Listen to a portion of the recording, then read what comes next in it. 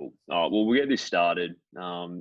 Thanks everyone that's kind of jumped on tonight. I do appreciate that it's the school holidays, and perhaps there are other things that you would prefer to do. So we do appreciate you jumping on. So this is session number 5, and we're fortunate enough to have both Daniel Kickert and Alice Kunek join us this evening. Before I get into introducing our two guests, I just want to remind everyone what the general purpose is for this webinar series, and that's to help athletes. So if you are watching, I would encourage you to take notes. Anything that stands out to you, I'd encourage you to write down. And then in order to, I guess, consolidate some of that knowledge and make it stay in your brain, then discuss some of those things. And the best way to do that is just over the dinner table with your parents, with your brother or your sister or anyone that's involved in basketball. So I'll have a few questions that I'll ask. Once we're done, we'll get into the questions that have been submitted prior via that Google form. If we have time, we'll answer any additional questions.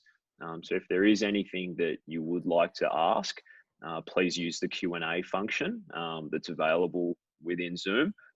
And as I said, if we have an opportunity, we'll make sure we get into those questions.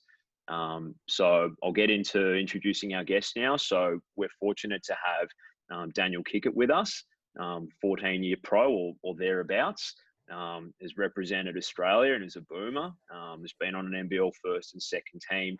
He is a Nunawading Inspectors junior, but is currently playing for the Inner West Bulls. Woo.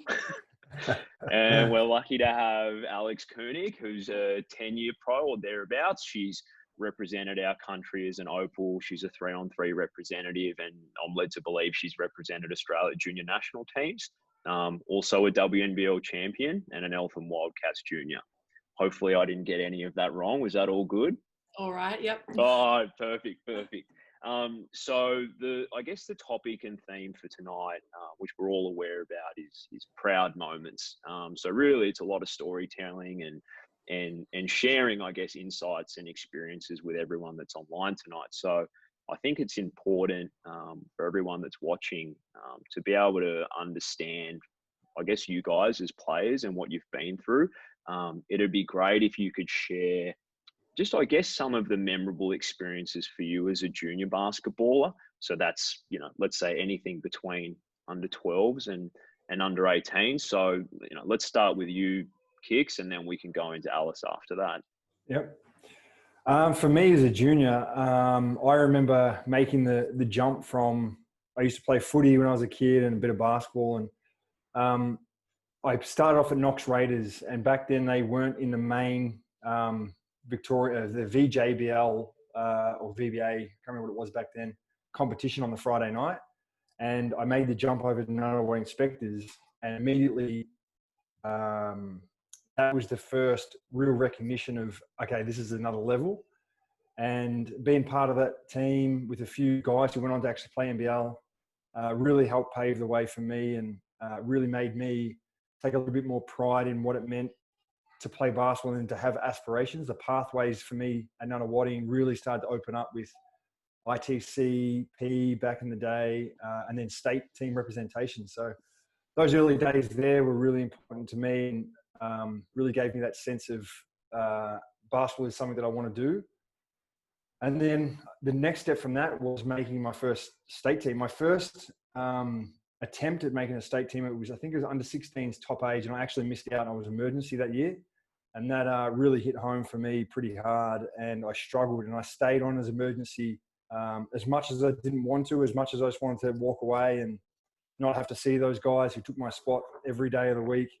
I chose to stay on as emergency, and I think that was the greatest decision in my young career to have made, and I think that helped me really strive to go out there and prove myself and try and outwork everyone else. And then, and that, for me, my real proud moment at that age was I was able to then make under 18s bottom age the next year. So I kind of used that experience, that difficulty, that little bit of a hurdle to help me get that little bit of extra motivation to challenge myself to be better than those guys the year after.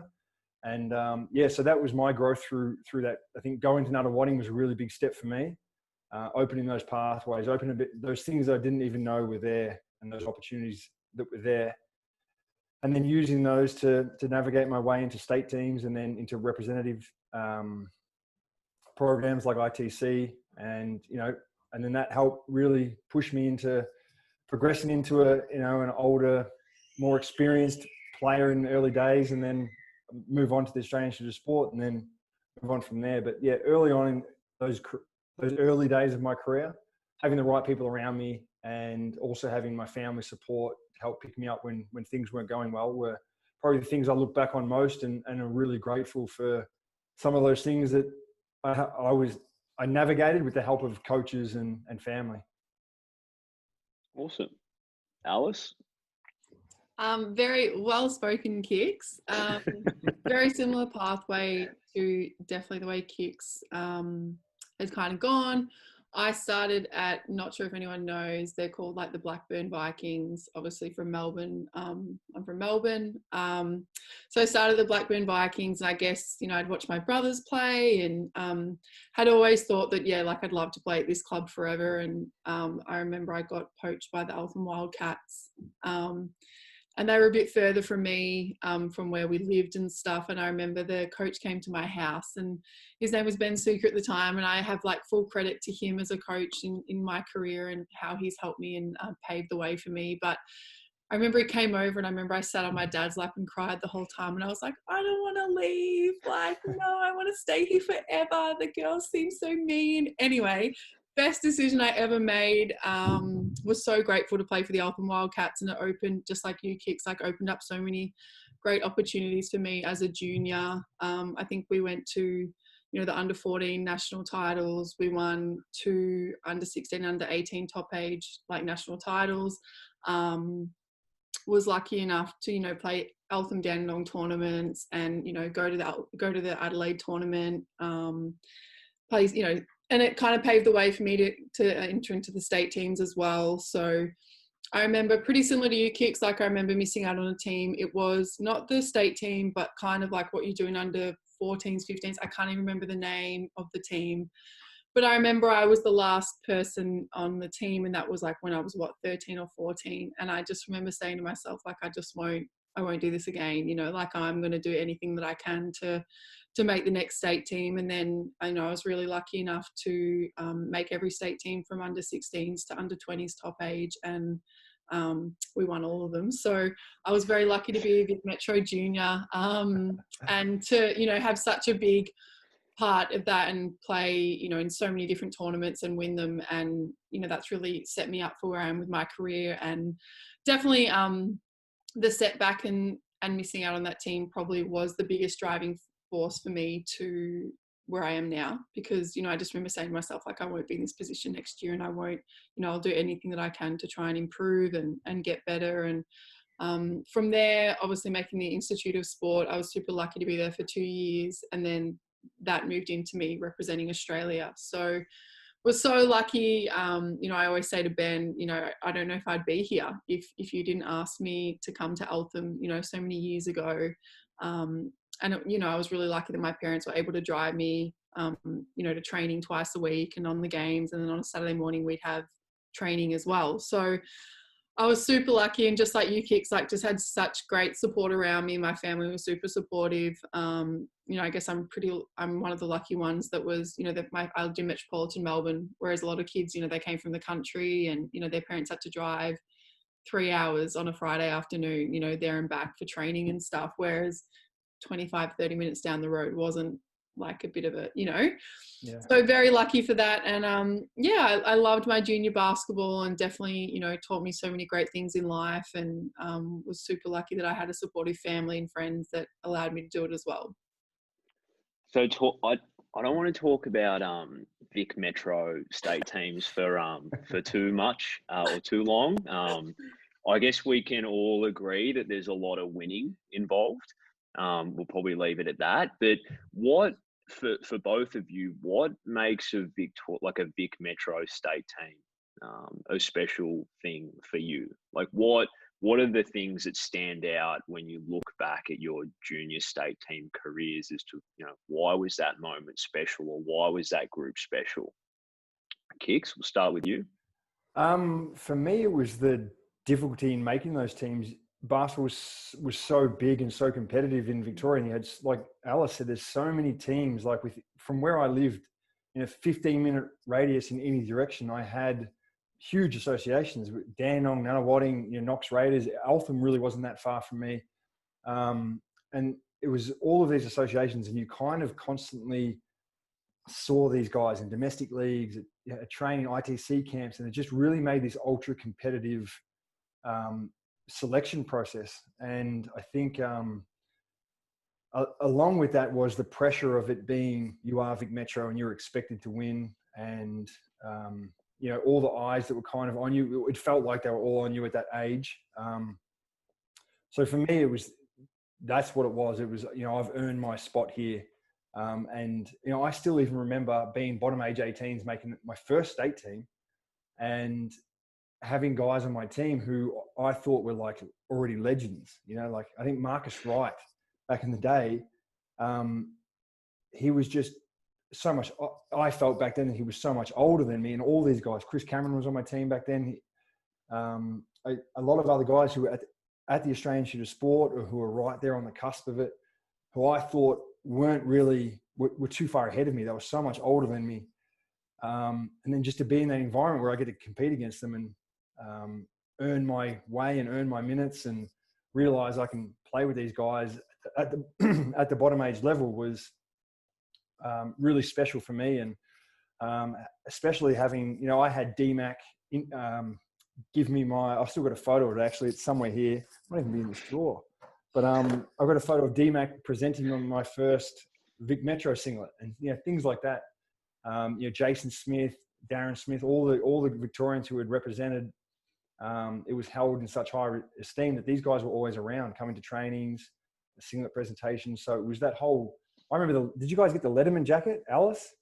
No, my years didn't get them, but I remember seeing them and I was very jealous. Yeah, big Letterman jackets with the big V stars and the the not leather, whatever it is on the arms. It was just this big. It's leather. Yeah, so it was this big. I don't know. You just felt like you were part of this fraternity or whatever it was, which really made it special.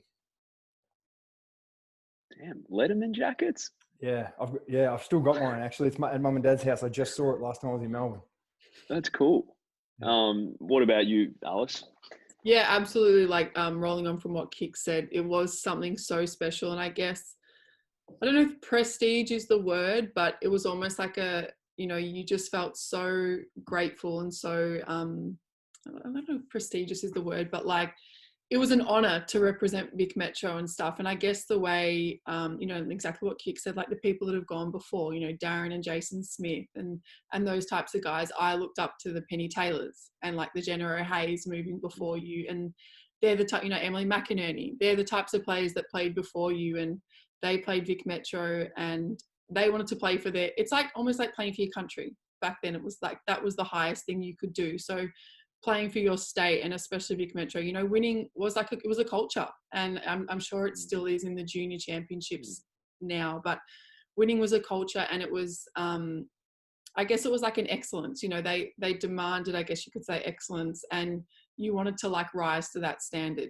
When you went to a training camp, you absolutely wanted to put your best foot forward, and there was no guarantee just because of your name that you were going to make a team. Like you absolutely had to put your best foot forward at a training camp to make a team, and to make that team was so special. And I guess the other states really probably didn't love us because we won a lot, but they looked up to us, and we kind of, I guess, well, I didn't get the Letterman jacket, but did you guys roll around nationals in a Letterman jacket? I don't remember. We probably did. No one asked back then.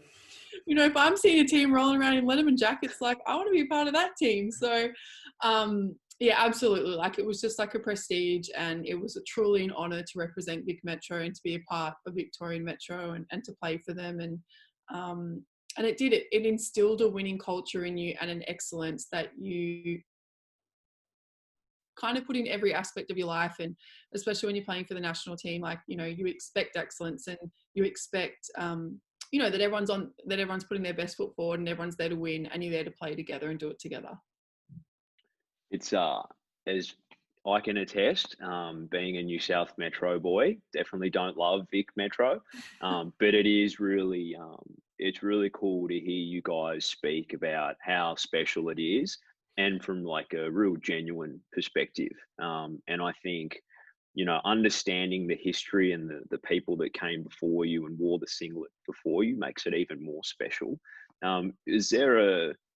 Was there an education process? Like, were these people that had, you know, Kicks, you mentioned that they had, you know, they come by practice, they come to a singlet ceremony. Is there any other ways that those people were integrated into that experience?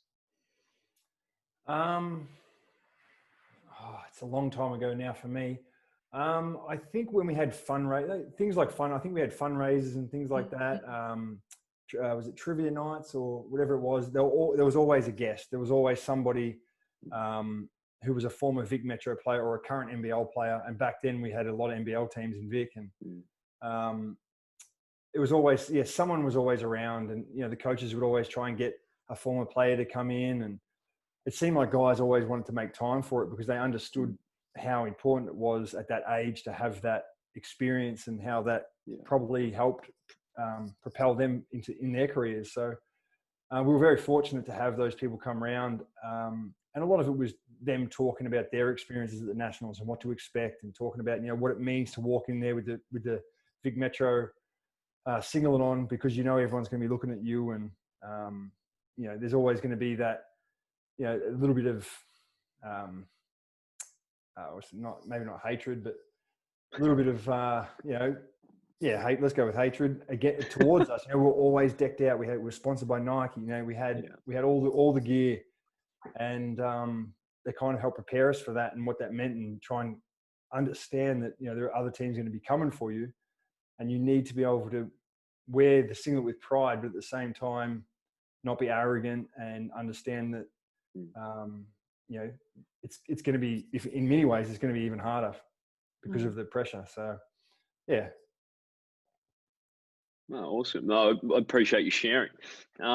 So I guess transitioning into senior basketball, so life beyond juniors, you're both very well travelled. You've played professionally overseas, and you've played professionally here in Australia.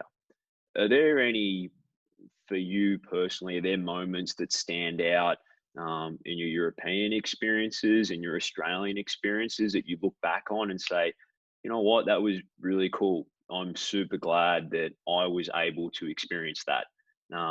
You know, whether it's winning a championship or not, do those types of moments exist for you? Dan, we'll start with you. A lot of them. I think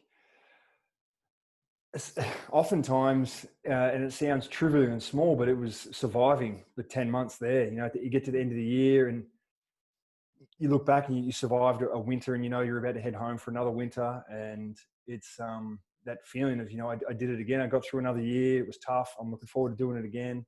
That was a big part of it for me as well, just the grind of it and surviving the grind of it, because it's, looking back on it, it really is tough. You know, 2-a-days every day. Depending on your coach, you'd have maybe a taped 2-hour session in the morning, and then a taped 3-hour session at night, and weights in the morning, maybe a day off a week if you're lucky. So just the whole grind of it all, I think that's something I look back on and just I'm proud of, because I stuck through it. I was over there for 8 or 9 years, and just to be able to look back on and say, you know, I got through that slog. That's pretty cool for me. And obviously seeing the world and getting to travel and playing some pretty tough leagues, and against some really good players, I look back on it, and we're fortunate enough to win a championship there, and also what's funny over there is in Spain and in Italy and a few other countries, they have mid-season tournaments, and the excitement around those mid-season tournament is just as big as the actual final at the end of the year in some cases. And we were fortunate enough to win one of those in Spain when I was there, my first year in Spain, in the Lev Gold. And yeah, that experience was huge, just to see this reaction for what to me didn't really mean anything, but to the Spanish guys and to the club, it meant everything. And being part of that and seeing the excitement around the team was awesome. And probably one of the other funny ones, when I was in Gran Canaria, and it's funny over there. It's just different. It means so much in so many different ways because they have relegation and even making the playoffs. Because there's 18 teams. Even just making the top 8 is a celebration in the city and things like that. So just seeing that experience and what it means to the fans, for me was awesome, because it really is a different dynamic over there with the fan base and with the city and the ownership that a lot of those small communities have for their team. But yeah, like I said, there's a lot to be proud of, the championships, things like that, but obviously the relationships and just surviving it, really. It's I don't want to make it sound like it's this horrible experience. It's not. It's a great experience, but it is a slog being away from your family for 10 months, going through winter, especially if you're in one of the colder places. And yeah, it's cool to look back on for sure. Awesome. Alice? Yeah, look, I was going to say my proudest moment is surviving a year in Europe. Like, pat on the back for that one. No, exactly what kind of like what Kick said.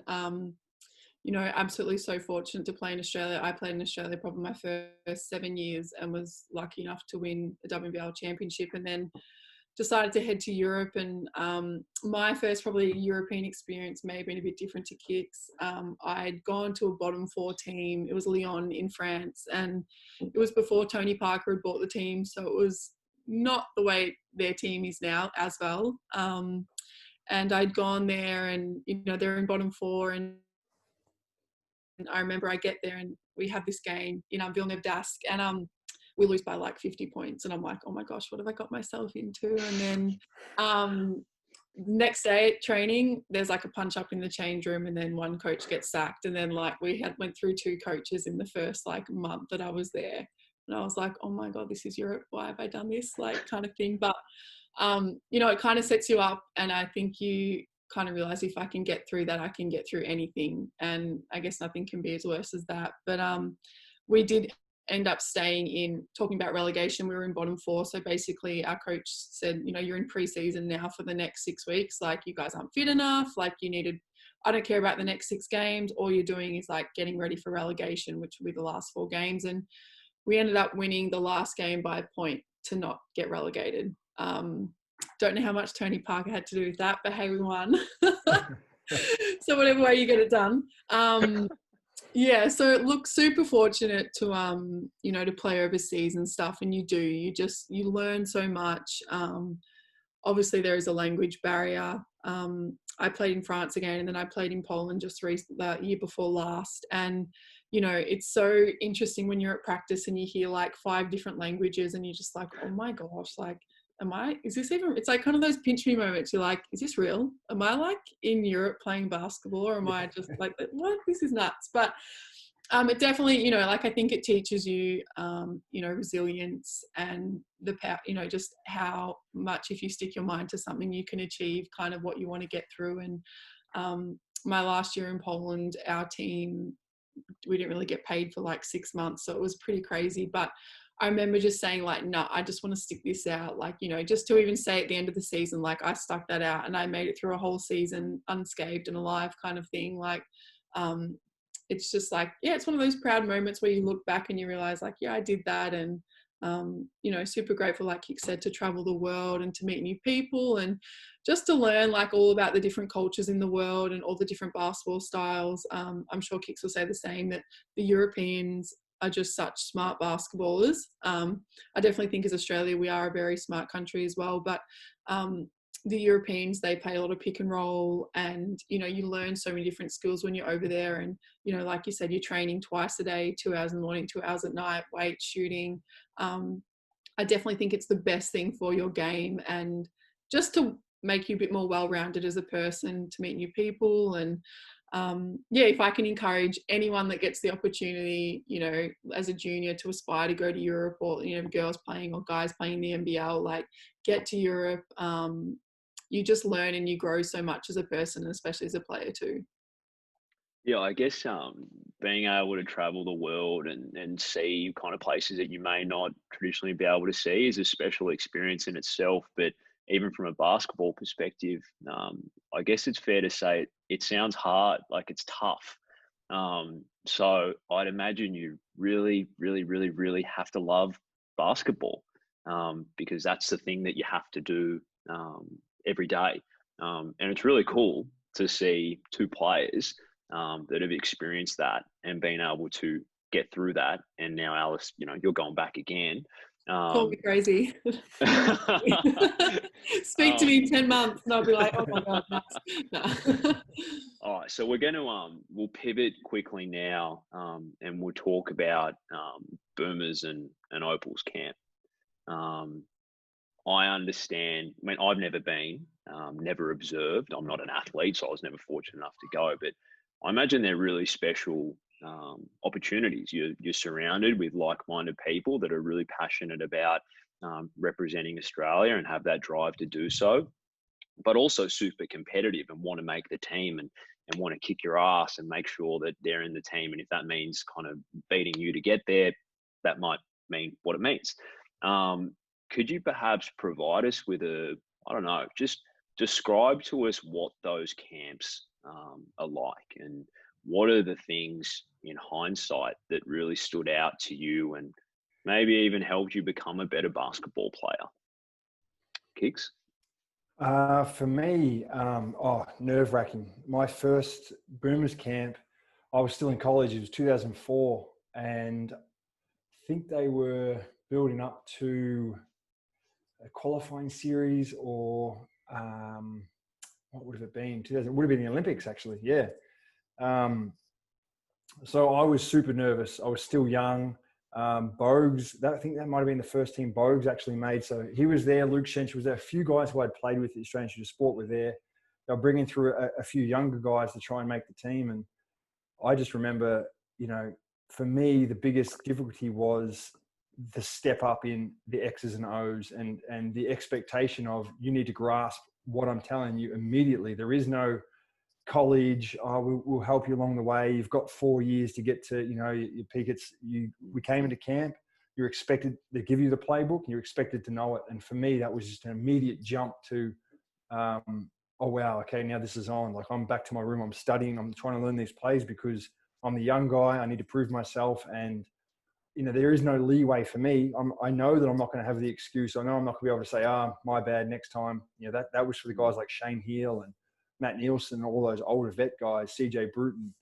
And, being a part of that squad, we had Brian Gorgian was the head coach then. And, there was no mincing of the words. It was calling you out. If your stance was wrong, whatever his expectations were, didn't matter that I had these certain ways of doing things that had been ingrained into me in my junior days or at college. It was, I told you once already, this is how you're expected to stand. You better do it every single time. So those experiences for me were, it was just this, wow, okay, this is where I need to be and this is how far I need to grow. But it was like absolutely nerve-wracking. I remember as the young guy, like you said, you come in, you want to prove yourself. First day, first thing you do in camp, when you get to the court, was conditioning. It was a conditioning test.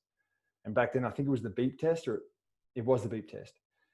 And so I line up thinking, well, I need to prove myself and I need to do as good as I can. And I've got to make, we had targets that you had to make. And if you didn't make the target, it was assumed that, you're probably not going to make the team because you're not fit enough. And so I would absolutely destroy myself in those fitness tests. And then straight after that fitness test, straight after the beep test, you had about maybe 20 or 30 minutes, tape yourself up, get ready, into a full 2.5 hour training. And I didn't notice it back then, but I noticed, Shane Heals happens to be a bit ginger. He's not doing the beep test today. Matty Nielsen, his hamstrings, he's not doing that sucks for them. But then you finish the beep test and there they are training right next to you. And they knew all the ways to, and plus they had the years ahead of me and the respect from the coaches to be like, you can take this one off and things like that. But yeah, the main thing for me, like I said at the beginning, was the expectation of grasping the new concepts and grasping what's expected immediately. There was no time to to ask, but I didn't know, and all of this, the expectation was a lot higher and the level was so much higher, and you're playing against the best players in the country. And as I went through camps, my first national team representation was 2006 at the World Champs. Confidence is higher. Your ability to grasp all those difficult concepts is much better. And you've put in the time to really understand it, and you've got the confidence to ask questions away from the court, talk to the coaches, talk to the other players, really sit down with someone, help them explain the sets, help them explain the schemes and all those things. But yeah, it's the emotional side of it all. It's the greatest thing you could ever experience for me.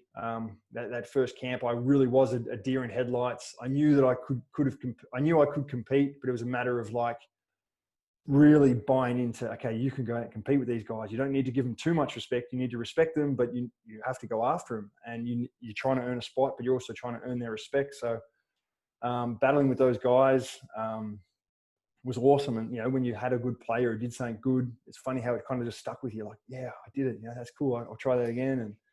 And it was a really fun experience for me. And all of those experiences after just got easier and easier and better for me, and had more success and was able to make more teams as the years went on. And, but yeah, it was just one of those things where you're pinching yourself, like Alice said earlier about the Vic Metro situation or playing in Europe.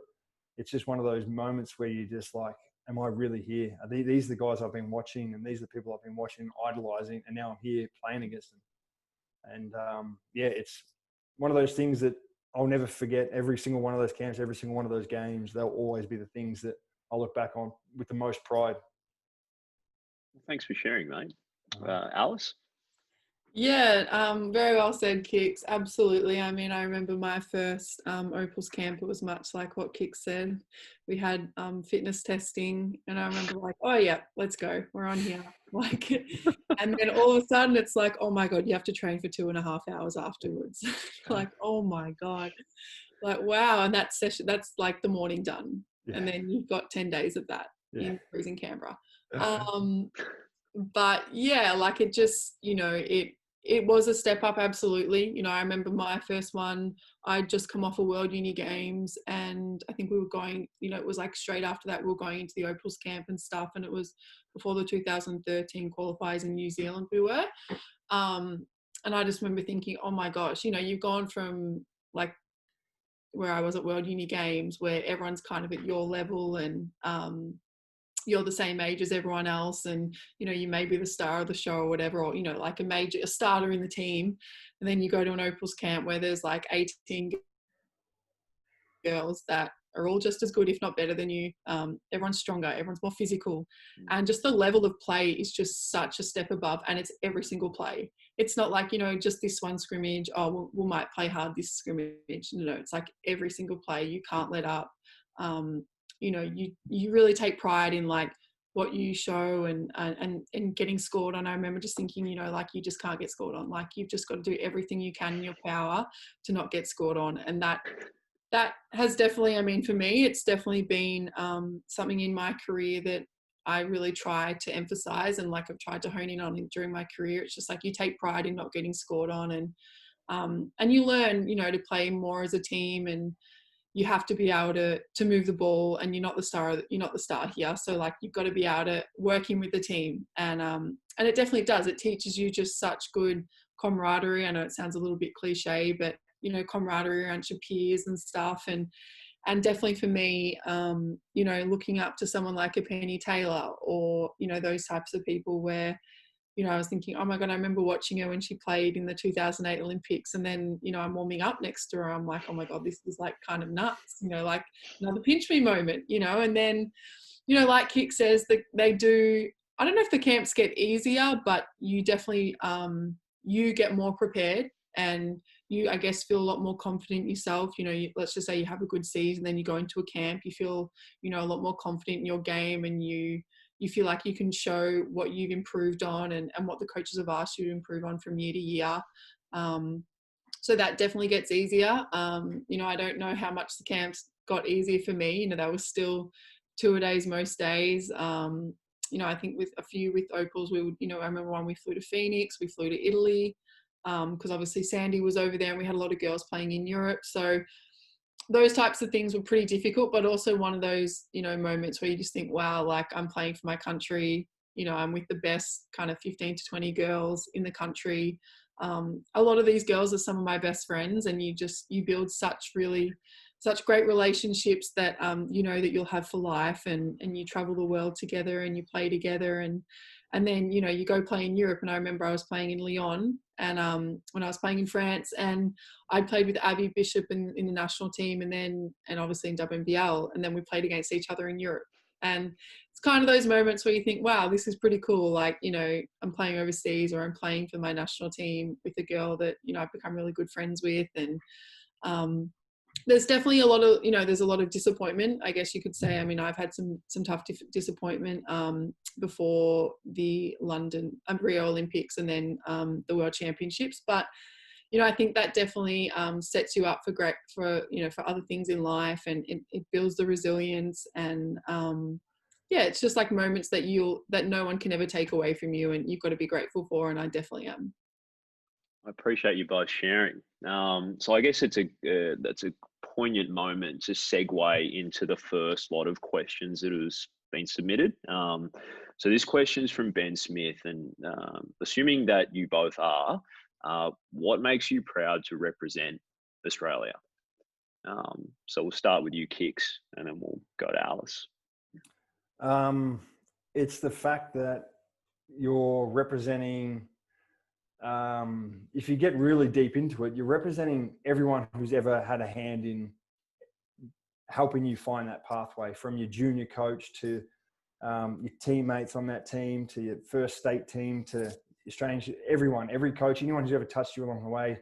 For me, that was always a part of it. I'm representing them and all the effort that they've put in, but I'm representing my family, and I'm representing like all the players that come before. It all just comes at you when you think about it. It comes at you in a big wave of like, wow, you know, this is a lot of people that I'm representing. A lot of all the things that I held dear and all the things I looked up to as a kid, I'm now representing those things. All the ideals about what it meant to be a boomer, all the stories you'd heard, all of the great games that you used to watch. I remember sitting at home watching, you know, the Atlanta Olympics and all of those things on TV, the Sydney Olympics, and just being glued to it and watching, you know, guys like Andrew Gaze and, you know, Luke Longley and all those guys, you know, put everything out there for the team. That's all part of it. When you think about what does this mean to me, it means all of those things. You know, I owe it to Andrew Gazes. I owe it to all the people who went out there and paved the way for me to be able to have this opportunity. And really, it's like getting that first singlet, and I've got it framed. I've got it up at the house. It's the coolest thing. And then every opportunity after that feels the exact same way. It never diminishes for me. And over the last few years, towards the end of my career, or over the last 3 or 4 years, I had even more opportunity because of the change in the format to represent the country. And it was, you know, awesome. It just felt like it just came in waves of these opportunities. And so it's, you know, don't want to get too deep into it, but it really is an emotional and important realization that, man, this is huge. This is something that it's done. I've done it, and I'll forever be a boomer. And that plays into it as well. Is I've achieved that goal that I had as a kid, and it's something that I'll always be able to say that I was a boomer. Awesome. Alice? Yeah, absolutely. Spot on, Kicks. Definitely the prestige of it all, and that's all amazing, but it's just the fact that, you know, like everything that you've done and everything you've worked hard for has kind of, I guess, come to fruition. And I know growing up, I remember seeing like Lauren Jackson and Penny and just thinking like, I want to be like them, like I want to play for my country. And I think for me, like my, you know, a family is a huge one for me, and my grandparents were immigrant grandparents from Croatia and Slovenia. So, you know, they came over to Croatia, and they came over from Croatia to Australia, and you know, Australia gave them a life.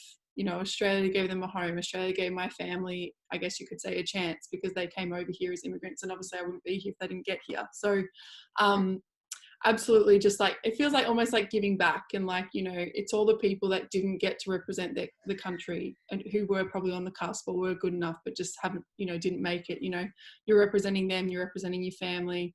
like you said, all the people that helped you along the way. And it's just so special to look back and just say, you know what, like I did, yeah, I represented my country. You know, there's definitely the highs and lows, but to say that you've done that in your sport and your career is, you know, like I said, something that no one can take away from you, and something that is, you know, young athletes should aspire to every single day. You know, even if it doesn't happen, you know, at least you can say you put your best foot forward to try and, you know, reach that goal. And yeah, it's something that you know that, you know, looking back in years to come, that you'll tell your kids, oh, like, you know, I played for Australia, or I played in this stadium, or I played over there. So yeah, it's something really special, and definitely something that can't be taken away from you. All right. Our final question for this evening comes from Derek Carter. What are some of the things that you believe a team needs to do and or achieve in order to maximize the likelihood of having a special season or a season to remember? We'll start with you, Kicks, and then we'll end with you, Alice. I think it's really important that you build a relationship with everyone, and they're the things that you'll remember definitely after the season, the relationships that you formed, and the trials and tribulations that you go through together. But it's also the things that are going to actually help you get through a whole season. You're going to have ups and downs as a team, but if you care about the people that you're with and you care about their success, and you know they care about your success, it makes those difficult moments. It helps those, you know, the tours when you might go away interstate to play in a tournament or whatever it is. That camaraderie, it helps you just be in the same room together. It helps you pass the time together, bus rides, all those type of things. If you can form those relationships, it's easier to hold each other accountable. It's easier to really drive home the message from a coach that says, you know, this is our identity, this is who we are. It's easier to really take those things on board and help everyone else hold those things to the same level of value that you do. But if you're not friends, you know, those things are difficult. Those road trips are hard. Having a room with someone you don't get along with or you don't know anything about is difficult. But it's also those opportunities on those trips to get to know each other, and forming those bonds are the things I think that make, you know, this life, this opportunity to be a professional athlete, or even just to play at a junior level, the reason you do it.